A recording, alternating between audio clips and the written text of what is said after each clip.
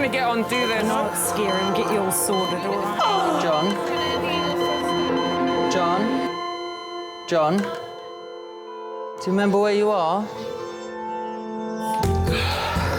King's College Hospital, London. Thank God. A major trauma centre. Hit the curb, jackknifed onto the verge. Have we got a good pulse? Have we got an output? And one of the busiest A&E departments in the world. He will probably scream, but he won't remember. No, stop! Ah! A place where love, Come on, sir. Let's go. Up you go. No. Yeah. life, There you go. I love you. I love you too. and loss It's all right. unfold every single day. Don't cry. And we'll make sure Mummy stays with you. Well, listen. Right, who's not busy? Squeeze that. We can't give up on her, come on. We've got to be strong for Mum, if it is the last bit. Hey. All the patients you're about to see were treated in one department. Well done. In just one 24-hour period. I never cease to be amazed at the robustness of human beings. I love you. And the strength of their relationships. Love, it's a reflex. It's what you do. For many of the families, despite the devastation that they may be facing, they give unconditional love.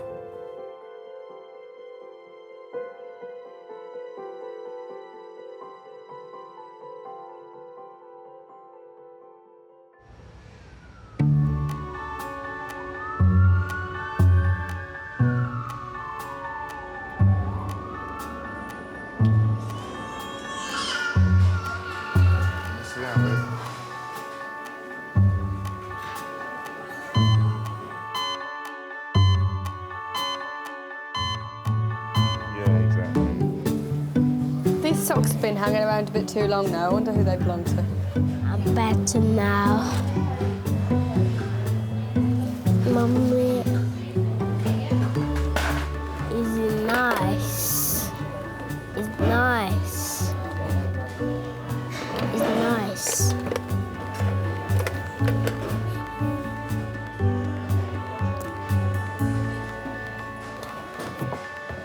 I'll be right back, okay? When I was just a little girl, what will I be? Will I be pretty? Will I be rich? Here's what she said to me. I like working with children. Could be a future anything in that room, can't there? That's the great thing about it. It's like when you're at school, you could look at who might be the next Prime Minister and who could be the next Marilyn Monroe. What were you like as a child? I think I was cheeky and a little bit rebellious, rather than, criminal. If you'd have asked me what I wanted to be when I grew up, I'd have wanted to be a fairy or a mermaid. I thought I wanted to be a hairdresser, but the odd occasion in high school when I've cut a friend's hair, it's probably a really good thing that I changed my mind, because I'm not very good at it. I want to be a fireman, I think. Although I can't go up ladders, so that was out. And then a policeman, I think, the second one. Truthfully, I wanted to be a car mechanic. The fact that I could come home absolutely head to toe in grease was my idea of heaven. What were you like as a teenager? God, you don't want to know. Awful. Yeah, I was quite wild. Any stories? Oh, no, probably not.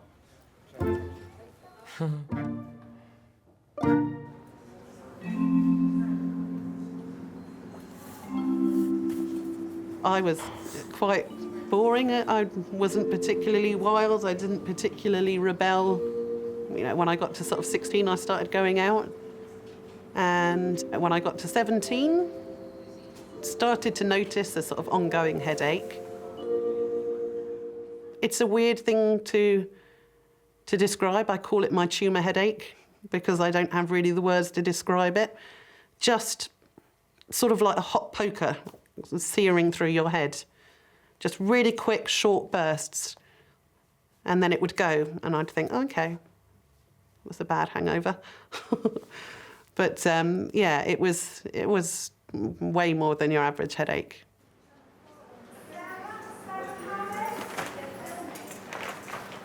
Sarah is 35. Sorry, I'll stick it all in here. Sorry. She's had a headache for the last 4 days. Okay. Oh, let me get that. Sorry, not my day. Let's get you sorted out, yeah? Okay, thank you. Thank you. Sarah. Hi. Hello, my name's Ollie. I'm one of the A&E doctors. Tell me about the headache. I'm sure it's nothing. I've had a virus, so maybe it's that. But I've had 3 brain tumours in the past. I was 17 when I had the first one, and then 3 years later, the second one. Well, it was the first one that recurred. Why didn't you come in on Friday when the headache started? I'm very much, I guess it's just the person that I am. I worry just in case it is something really bad, and stupidly I don't. With my second tumour, I knew for a good week that it was back. But, I went as far as Heathrow Airport to go to Australia before. Was it a little bit la la la la la? Yeah. I've always been told it won't come back, and then it has 3 times and various complications. That's fine. And it's just this, yeah. You are a VIP when it comes to head and brain related concerns. My job is to assume the worst for everyone, all right? Doesn't necessarily mean anything to be worried about, but you're here and you, with your track record, we have to assume the worst and hope for the best, all right? Okay. When you're 17, you're almost untouchable. You don't feel that much can affect you. Can I just put that on? But you're all less aware of the reality of things. We have a saying in our family, if it's unlikely to happen, it will happen to me. So, which is why. My parents put on a brave face. I could see how distraught they were. You know, you as a parent, all you hope is that your children are healthy and happy. And when something goes wrong where they're not healthy, all you want to do is put yourself in their shoes and take it away from them and be the one going through it. And I guess as parents, they felt very helpless. And I could see that. So I sort of made a vow to myself then that I would do as much as I could to never let them know how I was feeling. I thought if there was something I could do for them, it would be to put on a brave face, put on a smile, and just not ever let them see how upset or how scared or how worried I was. Okay. Oh, right, okay. Excellent. Because I've spent so long, you know, pretending that everything's fine, everything's okay. It's sort of a role you become used to playing, and then it doesn't become a role anymore, it just becomes who you are and how you deal with things.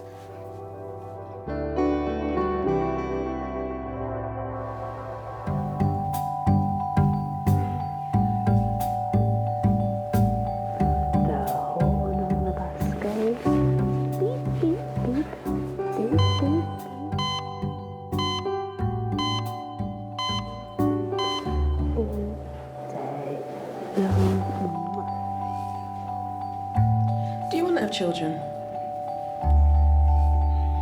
Yeah, I'd love to have children. Have you always wanted to have children? Yes, I used to want to have 5 children. But I think my partner might have something to say about that one. He's probably slitting his wrists. As long as I get my little girl, then I'm all right. Yes. It would have been quite nice to have had a girl. I think probably each time before they were born, if I'd been able to choose, I might have chosen to have a girl. But, you know, the whole thing to do with motherhood is often quite mixed emotions, isn't it? Here, why don't you sit down? Sit down, darling, sit down. Oh, precious love. Helen is 47. She's brought in her 10-month-old son, James. I have 2 boys already. Ben's 15, Joe's 12, but I think I always wanted a third child. I think 3 is a nice number. But I think Mark, who is the boy's father, was not very keen, actually. So that was always a little bit of an issue. I think Mark and I split up, and then in due course Pat came along, and then it seemed to be the right time because he didn't have any children of his own, and he was, you know, very keen and very happy. But of course by then I was a bit older, so we thought that the IVF route would be the best one to take. Do you want to come through? Yes, that's lovely, thank you. Come along then, tiny man. James was conceived on the 3rd attempt. Shall we sit here? I'm Ella. Hello, I'm Helen. Helen, hi. Are you mum? Yes. And what's the problem? Well, the problem is that James has been vomiting since it's about 11 o'clock this morning. And normally I wouldn't be concerned, but he's got an absolutely horrendous medical history. So let's just start with. But he is a bit grumpy. Yes, the medical history is long. Okay, so, start from the beginning. Okay, he was born at 36 weeks, but I had preeclampsia and he only weighed 1.67 kilos. He had a hole in the heart and a multicystic kidney. Okay, has that hole in the heart been repaired? Yes, that's right, yeah. The whole pregnancy was terribly difficult from start to finish. Every time we had a scan, the room would fill up with all these experts, and that's never a good thing, is it really, in that circumstance? No. At 18 weeks, they realised that he had only one kidney. Then 2 or 3 weeks later, we had a detailed cardiac scan, which showed that he had a hole in his heart. I could have really written a textbook about abnormal pregnancies after that. So once James came out, you know, I was really thinking, oh, that's going to be fine now, you know, he's going to... I do tend to be on the optimistic side, and he came out, he looked normal. Obviously they took him straight away to special care. It was all good the first couple of weeks, really. And then suddenly, when he was about 2 weeks old, everything went completely pear-shaped because he was so tiny, his fetal circulation didn't switch over. Suddenly he was getting breathless, he was distressed. And then the consultant came to me and basically said that they believed that James wasn't going to make it, he was going to die quite soon. And I remember just walking in the corridor and tears just, you know, they just pour down your face. And I met this really nice consultant, and I said to him, you know, it looks like James is going to die, and he just gave me a big hug. And he said to me, you know, where there's life, there's hope, and you have to believe that. And it's such a cliche, you know, but you can't imagine how powerful that felt on that particular day. I'm sorry you don't feel good. By the end of that day, he was maintaining his blood pressure, and I look back on it, it's dreamlike. It was an experience that you don't forget. Are you a happy boy? Yeah, aren't you? So yes, with that history, you can imagine that I would be very, very protective. There was absolutely no way that I was taking any more chances with him.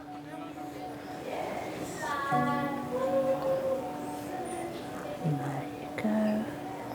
Poor little mannequin, you do look tired, don't you?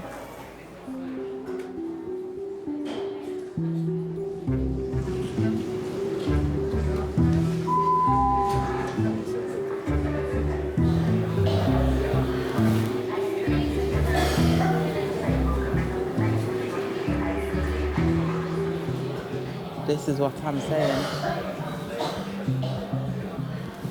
The longer we stay in here, the more sick people are coming in here, bro. Okay, what you needed to try and do is go to a hospital in Africa.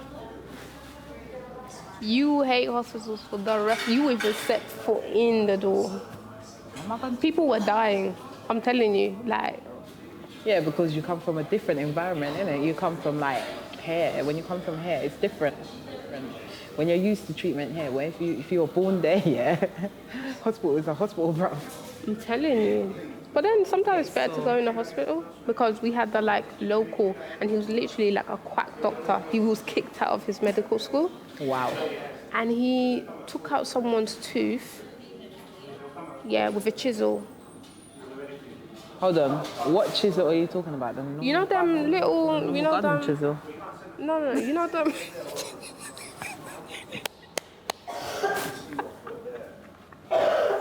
No, literally. No, because he said chisel. And then he tried to inject someone in the head. Literally. Ain't that back in the day treatment, bro? No, bro. When the doctors were next to the butchers, oh my God. And he even he killed someone. And they spared him. I remember somebody saying about when he killed someone. And he killed the lady. He killed the lady at Kolikunda, and then they spared him because basically they don't have enough money to go to the hospital. So. How did he kill her again? He gave her a wrong injection, and her daughter was left without no mum. He was a quack doctor. I'd never let that man treat me. Never. That's what I'm saying. I prefer the NHS. Even if you're dying, go to the hospital. No, I do. I prefer the NHS.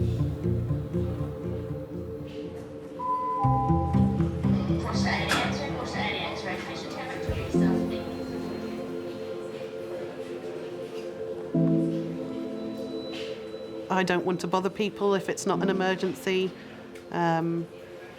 I'm aware of how busy everyone always is in A&E, and I'll feel a bit silly if it's something very stupid or it's something not to worry about, and I feel like I've wasted people's time.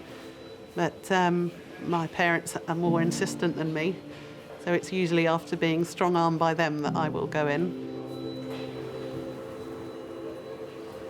Sarah's had a headache for the past 4 days. Since she was 17, she's had 3 brain tumours. Something that I question more and more, I don't know whether it's the older I get or possibly the more side effects that occur, is I start to question my identity a lot. Am I the person that I was supposed to be or am meant to be? How much of me is the tumour and how much is the side effects of the tumour versus how much is inherently me? I don't know.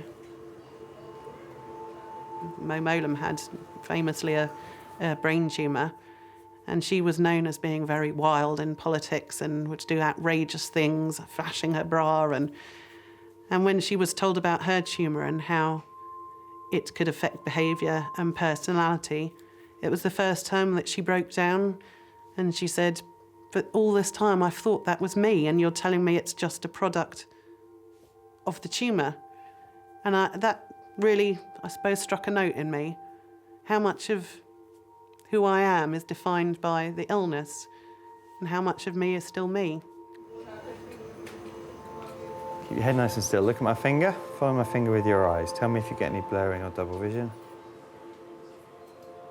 Tell me about Sarah. What was she like when she was a little girl? She was a joker. She was the one, when we'd go away, suddenly started entertaining people by doing little dances and taking people off from the TV. She was, wasn't she? She was. Yes. But very quiet. She was yes, very, it's strange. Yeah, there's 2 opposites in her as well. Yes, shy as well. But... Can you feel me touching on both sides? Yeah.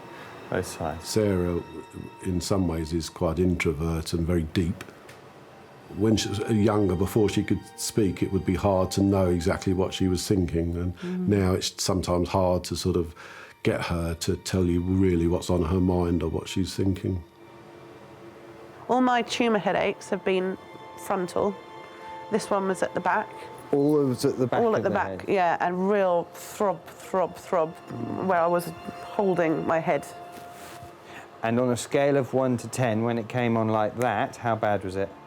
7, 8. 7, 8. Yeah. And what sort of tumour is it? It was a benign pituitary tumour. Pituitary? OK, all right, fine. I remember saying to a doctor, do what you want. Cut my head open, shave my hair off, put staples in my head. It doesn't bother me. My only thing is I want to be a mum. I desperately want to be a mum at some point, when the time is right. So I didn't want that jeopardised. Pituitary gland is the one that releases all the hormones, so yeah, it does affect your fertility. The damage done to it meant that it wasn't possible to naturally conceive. It's even worse because I've got a baby now and I just think I can't, you know. And the baby's with? My dad. Okay. He's never changed a nappy in his life. How old's the baby? He's 10 months. Yeah, he's going to learn. He's going to learn very quickly. Okay, all right. This is not going to be an in and out of A&E in 4 hours type job. So your dad is going to have to get used to changing nappies relatively rapidly. When you say it's not going to be an in and out job, Don't could know I how. be home tonight? I don't know. My dad can't cope for a night. Okay. Okay, I'll have to make some phone calls. Yeah. All right. Okay. These things never happen at convenient times. It's just my baby. It's your baby, yeah, absolutely. Okay, I'm fine, don't get teary. No. Right, okay.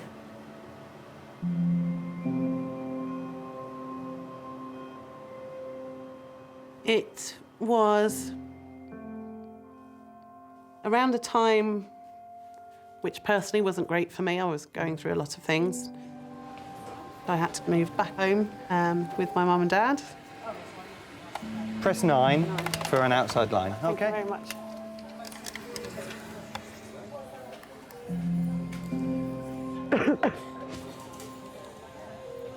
Hi, Dad. How is he? What time did he sleep till? Okay, all right. I'm not going to be in and out. It's not a quick job. May not even be back tonight. Well, again, until they do something, they don't know. But basically, with my, you know, if somebody forget my history, if someone had come in and said, this is what's happened, coughing fit, blah, blah, blah, they would assume a small bleed at the back of the brain, like a blood vessel. It might not be, but that's what they would assume. He said, obviously, given my history, yeah. You know, my concerns pre-Elliot used to just be, well, you know, if something happens, then it happens and I'll deal with it. But the minute a child arrives, it suddenly changes your priorities and your perspective. But, yeah, you're going to have to get Kerry's help or something, Dad. Okay. Bye.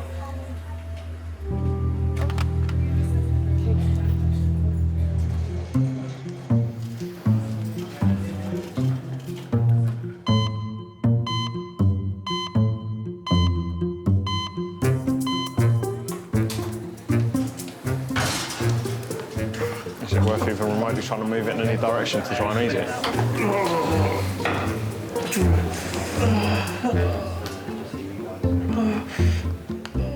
Do you think men ever really grow up? No, not at all. Not at all. You kind of imagine that there's a certain age where everything becomes simple and I remember thinking, you know, when I was like 13, I remember thinking, oh, those 16-year-olds, they've got it all sorted out. And I would get to 16, I would think, and then I'd look at the 18-year-olds and it'd be all over again. I'm still doing it.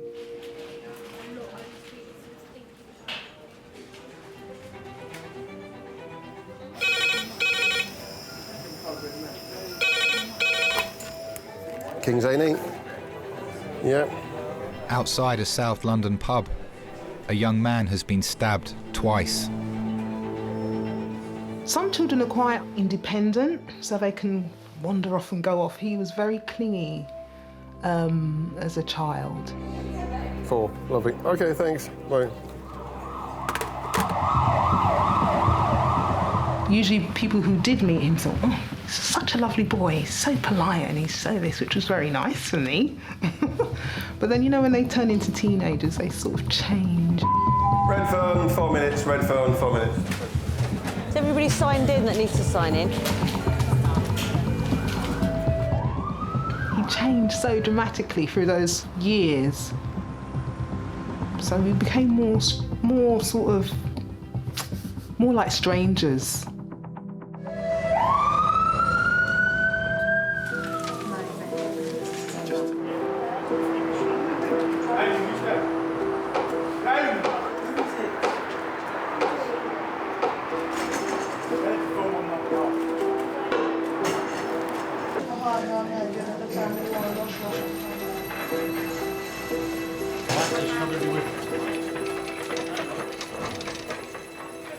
Hi everybody, this is Wayne.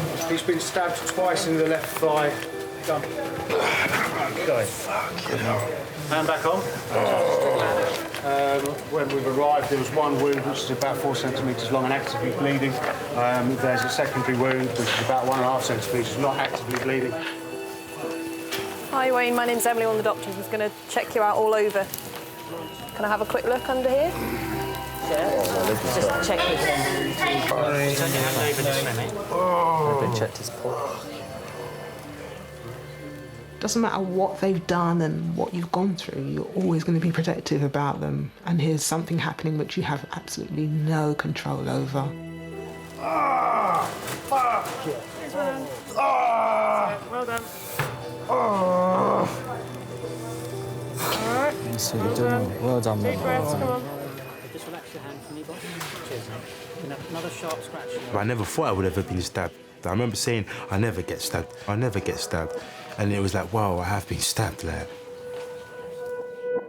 Do you remember the first time you were arrested? Yeah, I remember. What do you mean? As in, how do you want me to elaborate in that? What happened? I remember I took something. I remember running down the road, running through the park, and then I hid, and I got caught hiding in the bin. And then I was in the cell, and I remember, I swear, I cried, because I was like, oh no, what have I done? And then they said, you have to phone your mum, and I was like, do I have to phone my mum? Can I phone someone else? I don't want my mum to find out. And I'm thinking, did I phone my mum or did I phone my uncle? I'm not too sure. I think I might have phoned my uncle, and my uncle phoned my mum. But my mum found out anyway. And then that was it. It was like, oh, the shame, you know. I felt shamed, but it wasn't like, I don't know. What the problem was when I went back out with my friends, I got glorified for it, you know. It's like, wow, yeah, what happened, you know? You got nicked. Oh, they let you go. And it's like, wow. And it became kind of cool. And obviously you're young and you're naive and you think, wow, okay, cool. You know, you were showing off like, yeah, you know. And then it became a habit.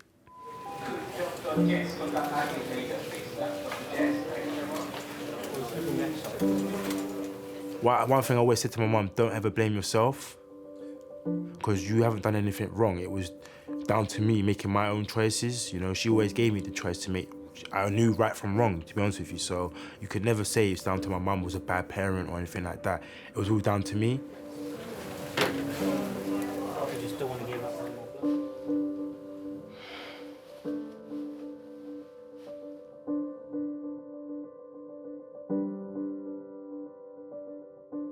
I thought, that's it, I've got to do something now or never.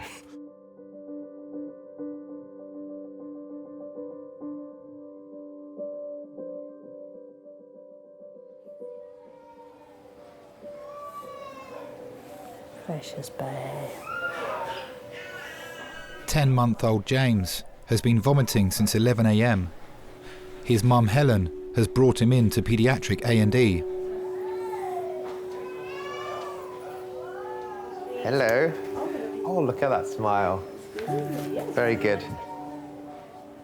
James spent the first 13 weeks of his life in hospital. When James was born, he was so tiny, and I just burst into tears when I saw him. I just felt this horrible sort of guilt that I've done this to you. It's all my fault, basically, that you haven't grown properly. That doesn't help. Hang on a minute. Oh, sorry. Hold my hand, darling. With that history, you can imagine that I would be very, very protective. And I think just a couple of months prior to that, he'd had another stomach bug, what I thought was a stomach bug, and I'd kept him on the sofa and looked after him and observed him. And in fact, it turned out to be a hernia, and in fact, he'd had to have further surgery. So I was even more neurotic than usual. Let's hope it is a tummy bug. Are you going to have the rest of your Let's hope it is, sweetie. Yes. Lovely. Okay, Thank I'll you keep very an eye much. Well, we'll see you in a bit then. Yep. I guess we should phone Dada, shouldn't we, and tell him.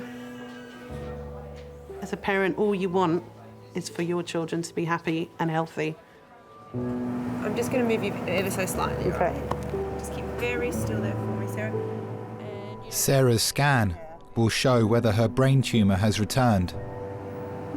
All right, let's begin.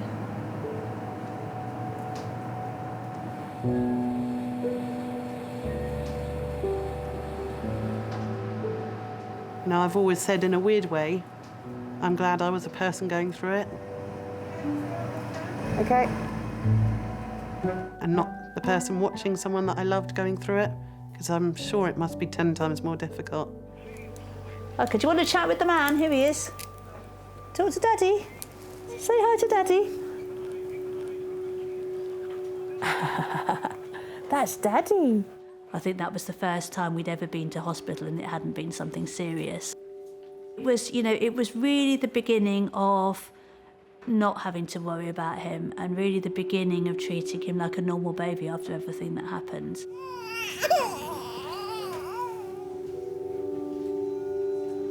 I know my mum, suffers a lot from her nerves, I suppose, because as a mother, it hasn't just happened once. You have one tumour and then you're told it's gone, and then it comes back a second time and then you're told it's gone, and then it comes back a third time and you're told it's gone. Well, you're always expecting the worst. And I think that's what my mum does now. Even when things are going great, there's always part of her that is expecting something bad. And I think that's the damage that it's left behind.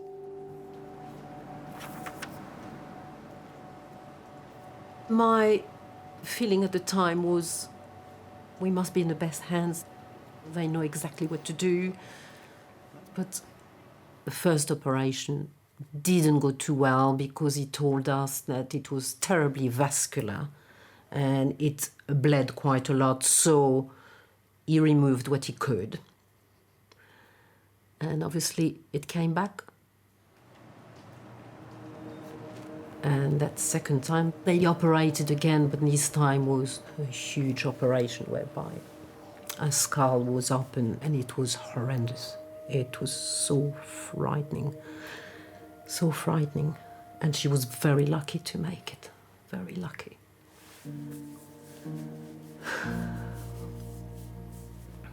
And it came back again. It was as if we were going through a nightmare that would never stop. That poor girl. Do you think there'll ever be a time when you won't worry about Sarah's health? No. Not for me.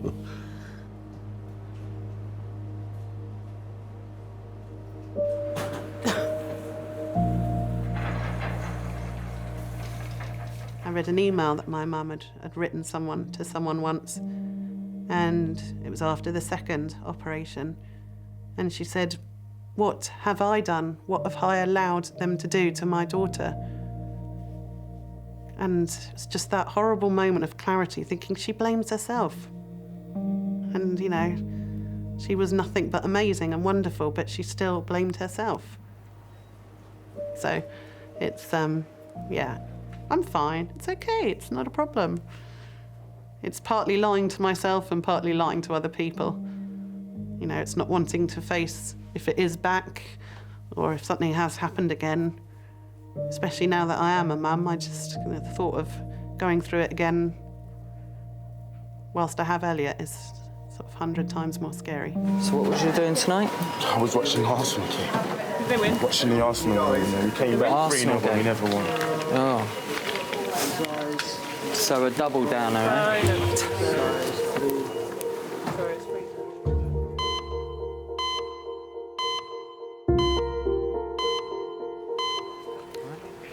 question? Is it possible to my partner stay with me for the night? No. They don't allow it. She's not going to be in a good mind right now. Is there anyone she can be with?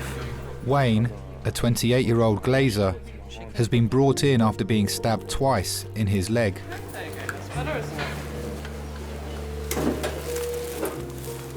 Okay, mate. What I'm going to do is I'm going to give you a tetanus injection. All right? So we've covered everything, just as a precaution, all right?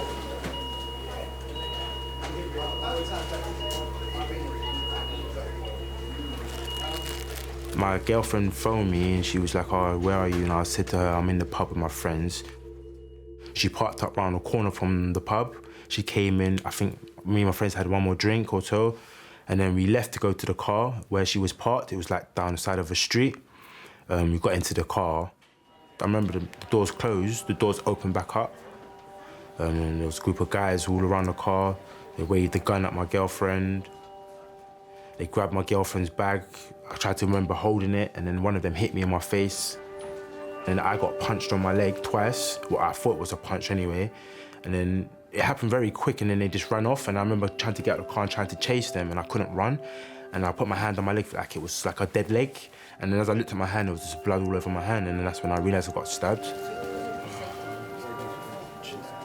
I felt sad, knowing that, I felt sad for them as well, because it made me think, you achieved one thing, a mobile phone, and there was at least 5 of you, like, what's that, £10 each? Like, I would never have done something like that in my bad times, but at the same time, it's that how far we've come. It was kind of sad to know that, people going around stabbing people on random sprees, like, maybe it's the initiation of a gang or something like that, I don't know, but I did feel sorry for them, and I felt saddened, if you understand, knowing that I could have been heading that path.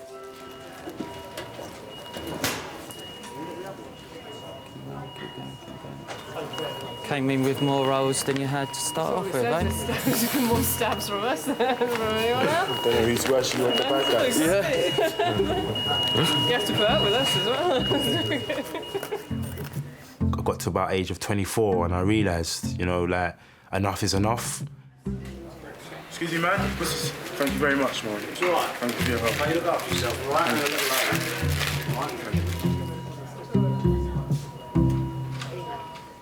Yeah, I was sitting in the police cell. I remember even looking up at the ceiling and seeing a Crime Stoppers number and thinking I've read that number too many times and this is not it no more, I'm sick and tired of this. And the police officer saying, hello, Mr. Marisha, how are you doing today? Didn't want any of that no more, to be honest with you. I thought, try to start a new, fresh start. So many people do this revolving door thing, keep getting in trouble, out of trouble, in trouble. And I think he somehow managed to catch himself and say that, I don't need to be doing this anymore. Although it took time, he found himself, I think. Sure you're right. It was all a blur to me. Yeah, like, that's talking what to the lady, I didn't really know remember what they asked me, like, what they looked like. as long as you're okay, that's all I care.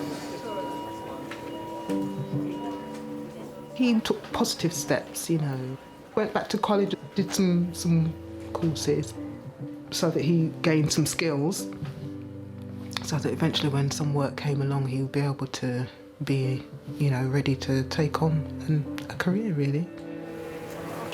Yeah. I remember the day my mum said to me she's very proud of me. It almost made me cry. It's like, wow. I remember I said to my friends, yeah, my mum said to me she was proud of me. And it's like, it felt a lot, to hear my mum say, you've come a long way, She let me make my own mistakes and it's made me who I am today, It's made me a better person, I might have gone through it the long way and it took me 10 years, but it's got to that stage where, I've learned who I am.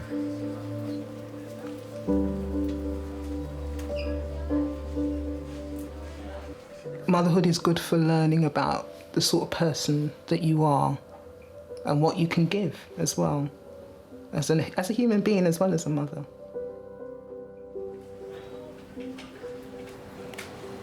Hi, is that neuroradiology? I'm just trying to chase up a CT scan report for a head CT on a young lady that's come in with history very suspicious of a subarachnoid hemorrhage. I think I pace when I worry. I was probably wondering what my dad was doing at home with my son and how he was going to change a nappy. I showed him very hurriedly before I left, but it was still crossing my mind. I mean, as a mum, you do, don't you? And you just worry anyway. And I'm always with Elliot, so to not be with him was very strange, and I just didn't like it. OK. Thanks a lot. Cheers, bye.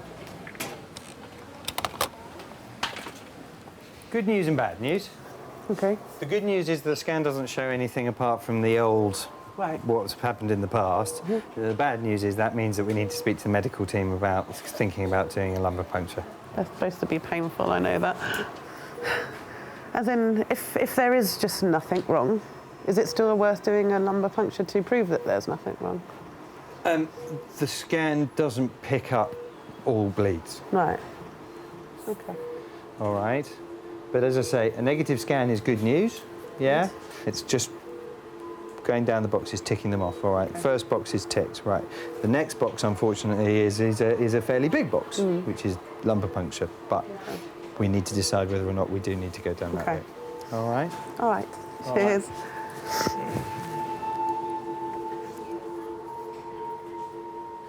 I'd happily give up all the bad health for a life of good health.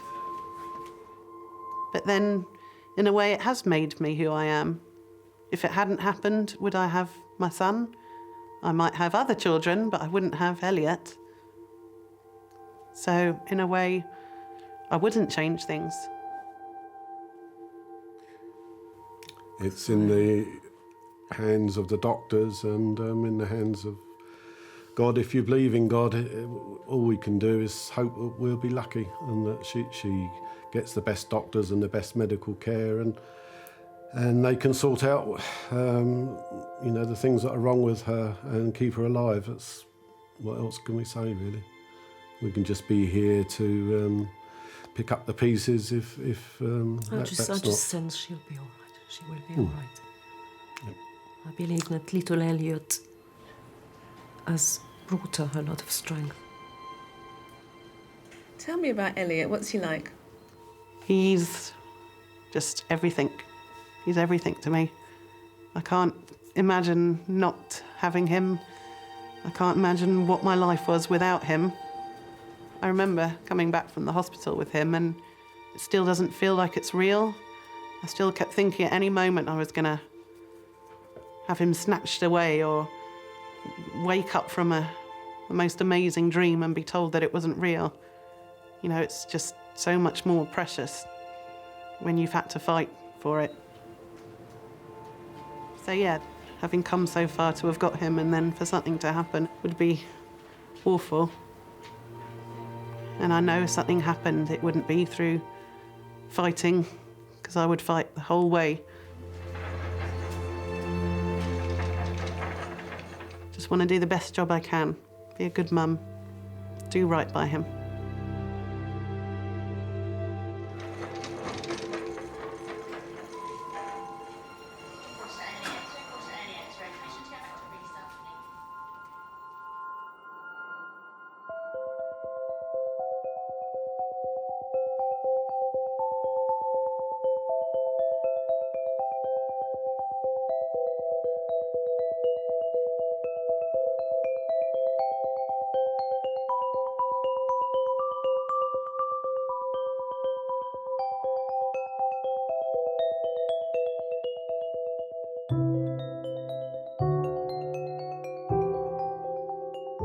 I never really had my dad in my life. Not saying that he's not in my life, but growing up, I don't really have any memories of him being in my life. So I'm gonna make sure that my child has me until the day I pass away. You know, guide her through all the hard times, bad times, support, best friend, everything. Yeah. So that's what I will try to be. I'll try my best. That's all you can do, really.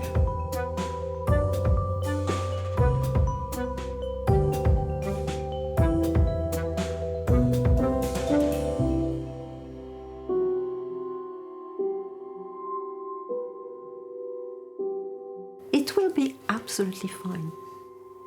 Yeah, there's a lot of room for optimism, and I think you have to make the most of what you've got today and dream about the future. I think that's what makes humans, the way we are, that you live for the future as well as today. And you need to dream.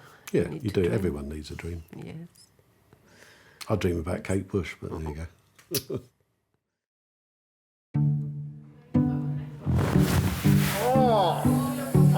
We get a lot of falls, people climbing trees, being stupid, people being drunk, falling out of windows. I've only ever been in that sort of state like once, maybe twice. He says he's got a knife on him and he's been really aggressive to us. I've just called the police. Do you know where you are? My guess is a hospital. Yeah.